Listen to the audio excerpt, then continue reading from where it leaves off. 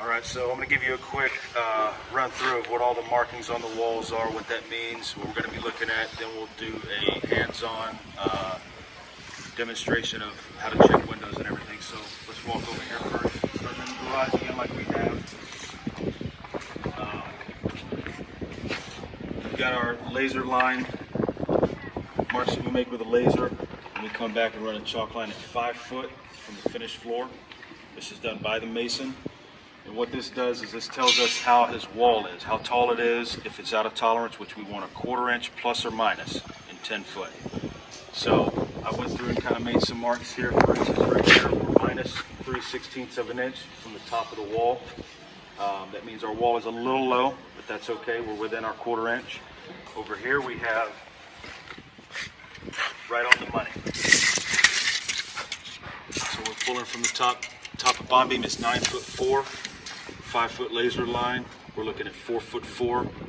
It's beautiful. In between, now that's about every 8 to 10 feet that we want to check our block packs, just as a rule of thumb. In between there, we come back with a level.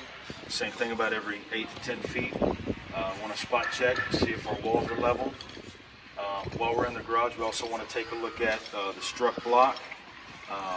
See how that looks, because this is going to be a painted finished product.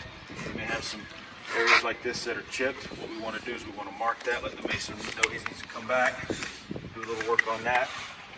So we'll keep going down here. The first thing I do in any block check is I'll go around, take the red line set. I'll write each window measurement on the wall, as well as the lintel height and the steel requirements, which we looked at that on the plan. I'll do that on all the windows first before I check anything. Then we'll come back, start checking the laser line, checking for level. On each side of the window, we'll draw a circle. When we check our height, and our height's good, we're going to put a mark for our height. When we check our width, and our width is good, we're going to put a mark for our width. This is on each side of the opening. That way we know we check both sides. If we have an issue, one of these lines will be missing. It'll be highlighted with paint, and we will say whatever the issue is on the block. You also want to check inside and outside of your jambs to make sure that they're plumb. Put a check mark there as well.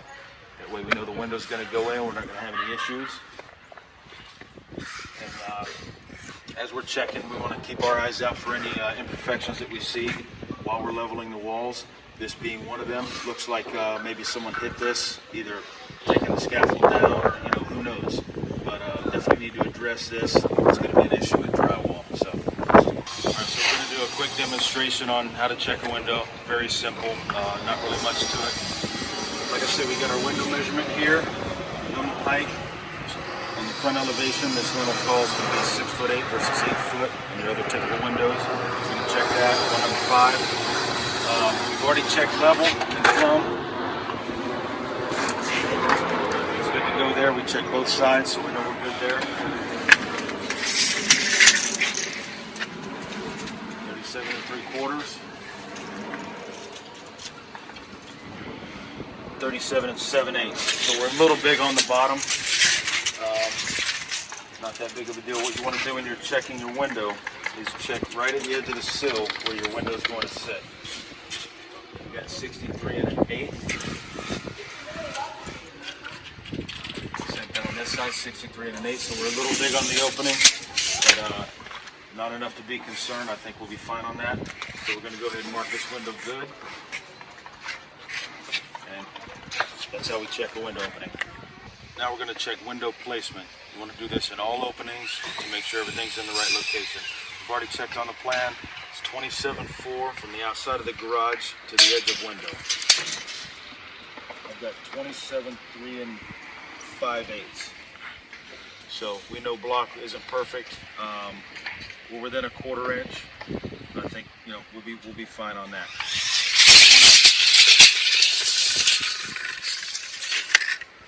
Go from here, check all the other openings, make sure that everything else falls in line. If you find something that's out, get with your mason, try to get it corrected prior to lintel pour or prior to inspection.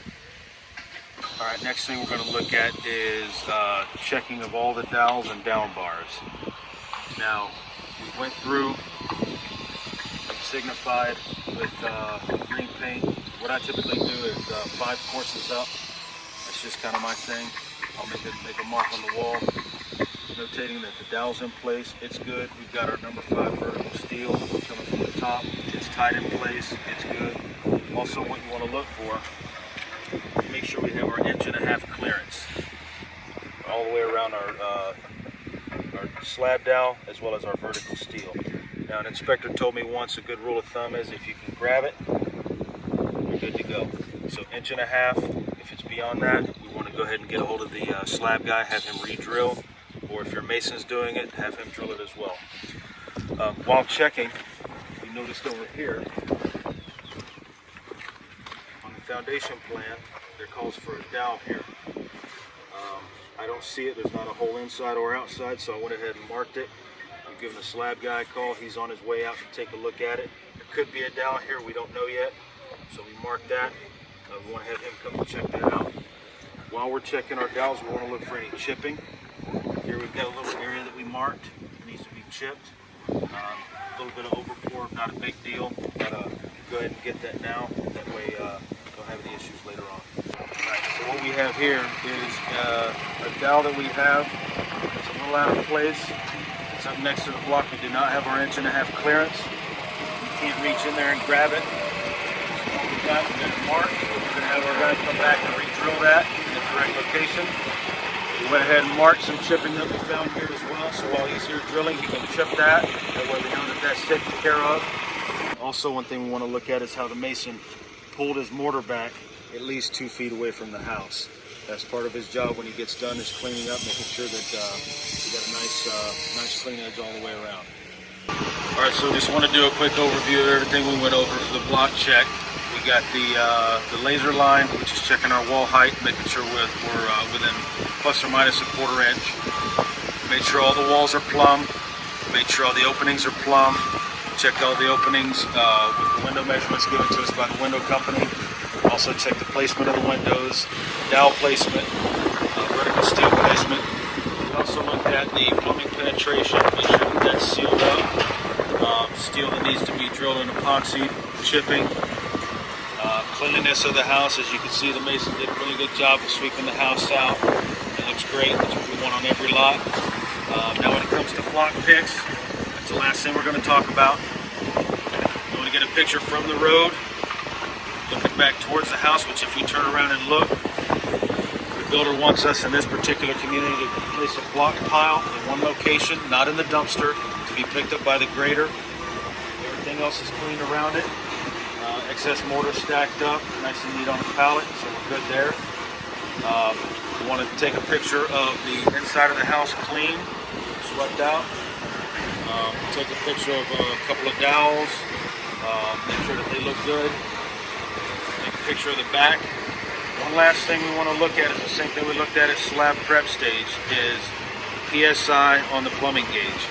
Now that the masonry is done, we want to make sure that no pipes were broken during the masonry construction.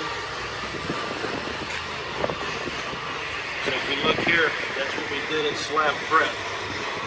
Under PSI, 10/11/2019. It's now 10/23. It's still holding, but it's not quite at 100, but it is holding. So we just want to keep our eye on that and let the builder know if we see anything drop any lower than that. Other than that, that's our block check. Just want to do the same thing on every house, the same processes, and give our builders a great product.